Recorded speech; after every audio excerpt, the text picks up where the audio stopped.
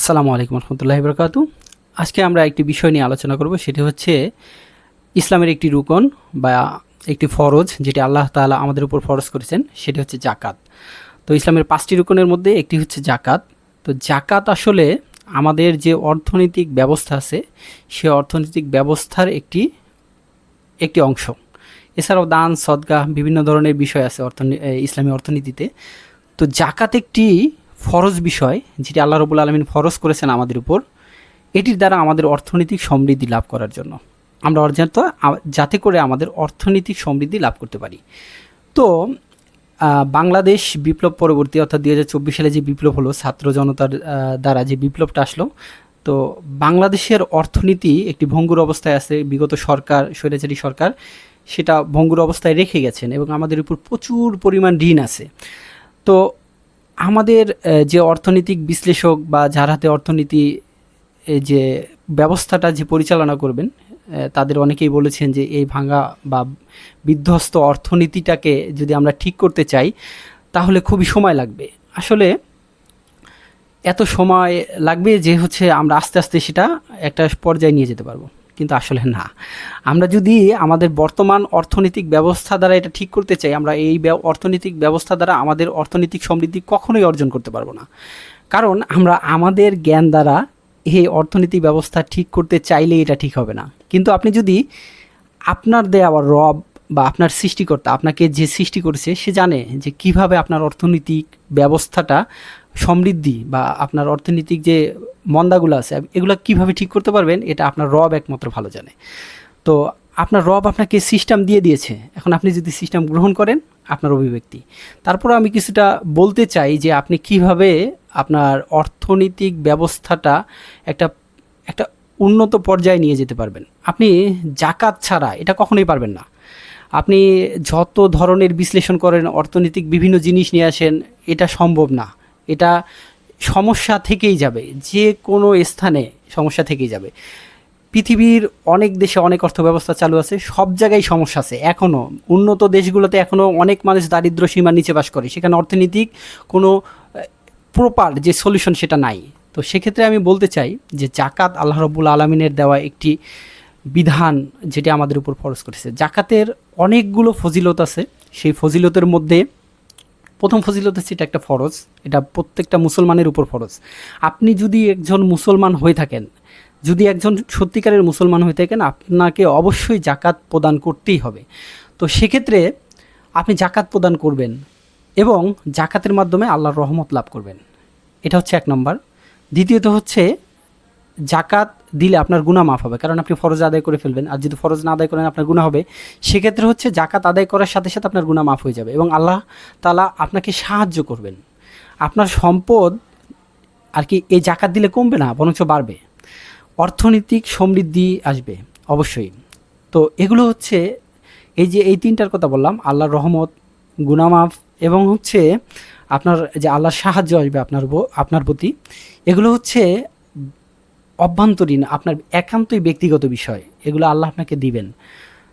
এবং পরকালের একটা বিষয় আছে যেটা আমরা বিশ্বাস করি মুসলমানরা, সেই বিশ্বাসের প্রতি একটা ফল আসবে, যে আপনি পরকালে ভালো একটা পুণ্যের কাজ করেছেন, সেটা আপনি লাভ করছেন। জাকাত প্রদানের মাধ্যমে আমাদের আরও কিছু লাভ আসবে বা অর্থনৈতিক সমৃদ্ধি হবে। সেগুলো হচ্ছে বাহ্যিক। আপনি যখন একটি অর্থনীতি পরিচালনা করবেন একটা দেশের বা একটি সমাজের, যখন আপনি জাকাত ভিত্তিক অর্থ ব্যবস্থা করবেন, তখন দেখবেন আপনার হচ্ছে অর্থনৈতিক সমৃদ্ধি আসবে সেই সমাজে, সেই রাষ্ট্রে। অর্থনৈতিক সমৃদ্ধিটা এমন হবে যে আপনি যদি 1 বছরের জাকাতের টাকা আপনি কালেক্ট করেন বা আমরা যদি প্রদান করি, যাদের আমাদের জাকাতের সামর্থ্য আছে, পরের বছর আমাদের অর্থনৈতিক সমৃদ্ধি অনেকটা এগিয়ে যাবে এবং ধনী গরিবের যে একটা ব্যবধান আছে, এটা কমে যাবে। এটা অবশ্যই কমবে। তারপর হচ্ছে যেই জিনিসটা হবে, সম্পদের মুভমেন্ট হবে। আমরা যদি অনেকে গরিব আছে, গরিব থেকে সে ধনী হয়ে উঠবে, এবং অনেকে দেখা যায় ধনী আছে কিন্তু সে যদি কোনো কারণে ব্যবসায় লস খায়, অথবা হচ্ছে সে যদি ব্যবসায় কোনোভাবে তার কোনোভাবে নদী ভাঙনের মাধ্যমে বিভিন্ন কারণ থাকতে থাকে, প্রাকৃতিক কারণ থাকতে পারে, সে গরিব হতে পারে। সেক্ষেত্রে এমনিতেও যদি আপনি জাকাত নাও দেয়, সেখানেও প্রাকৃতিক কারণে অনেক সময় হচ্ছে গরিব হয়ে যেতে পারে। কিন্তু জাকাত যখন আপনি দিবেন, তখন ওই গরিব ব্যক্তিটাও আবার ধনী হয়ে যাবে, যখন জাকাত ভিত্তিক অর্থ ব্যবস্থা থাকবে। আর এই বিষয়গুলোর উপর আমরা হচ্ছে ফলো করে যখন আর কি এই জাকাতের উপর ফলো করে যখন আমরা সমাজ ব্যবস্থা গড়ব, তখন হচ্ছে আমাদের সমাজটা প্রকৃত অর্থে অর্থনৈতিকভাবে সমৃদ্ধ হবে। এটা আল্লাহ রব্বুল আলামিন আমাদেরকে এই জন্যই দিয়েছেন এই জাকাত ব্যবস্থা। আর আমরা যেটা করি, জাকাত যেভাবে দেই আমাদের সমাজে, তো আমরা জাকাত বিভিন্নভাবে দেই। এর মধ্যে কয়েকটি আমি বলতেছি, যে আমরা মনে করেন আমার 20 লাখ টাকা জাকাত আসলো, কিংবা একজন ব্যক্তির 20 লাখ টাকা, 25 লাখ টাকা বা 1 কোটি টাকা জাকাত আসলো, সে যেই জিনিসটা করে সেটা হচ্ছে কাপড় বা লুঙ্গি কিনে লাখ লাখ মানুষের মধ্যে বিতরণ করতেছে। সেখানে গিয়ে আবার অনেক মানুষ মারাও যাচ্ছে পায়ের তলে পদদলিত হয়ে।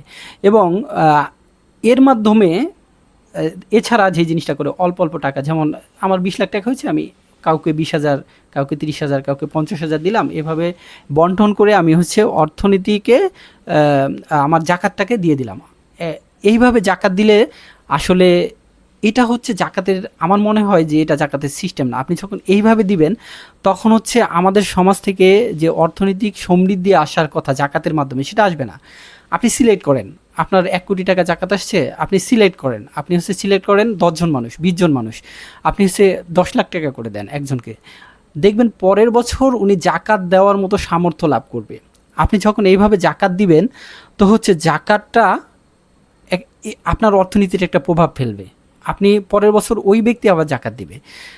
তো আমরা যেটা করি, এছাড়াও আমরা আরেকটা কাজ করি, সেটা হচ্ছে বিভিন্ন ধরনের একজন মানুষ যেন কর্ম করে খেতে পারে। যেমন একটা রিক্সা কিনে দেয়, একটা ভ্যান কিনে দেয়, সেলাই মেশিন করে দেয়, প্রশিক্ষণের ব্যবস্থা করি বিভিন্ন ধরনের। এগুলো ভালো কাজ। তবে আপনি যখন এই ছোট ছোট কাজগুলো করবেন, এ দ্বারা আসলে বিভিন্ন ইসলামিক দলগুলা করে এগুলা, তারপর বিভিন্ন সংস্থা এগুলো করে থাকে জাকাতের টাকার মাধ্যমে। তো এই ধরনের জিনিসগুলো করলে কি হবে, আপনার প্রকৃত অর্থে জাকাতের যে মর্ম, জাকাতটা যেভাবে আমার মনে হয় যে পরিচালিত হওয়া দরকার, সেভাবে হবে না। জাকাতে এইভাবে জাকাত প্রদান করার মানে লুঙ্গি, একটা শাড়ি, এইভাবে জাকাত দিলে আপনার সমাজের উন্নতি হবে না, অর্থনৈতিক উন্নতি হবে না। আল্লাহ রব্বুল আলামিন একটা যে নিয়ম করে দিয়েছেন, এই নিয়মে যদি আপনি জাকাত দেন 1 থেকে 2 বছর, তাহলে দেখবেন, এবং এইভাবে সিলেক্ট করে যদি দেন, একজন মানুষকে দিলেন 5 লাখ 10 লাখ একবারে দিয়ে দিলেন, তাহলে সে ওই টাকা দিয়ে আপনি পরের বছর তাকে আবার দিবেন না।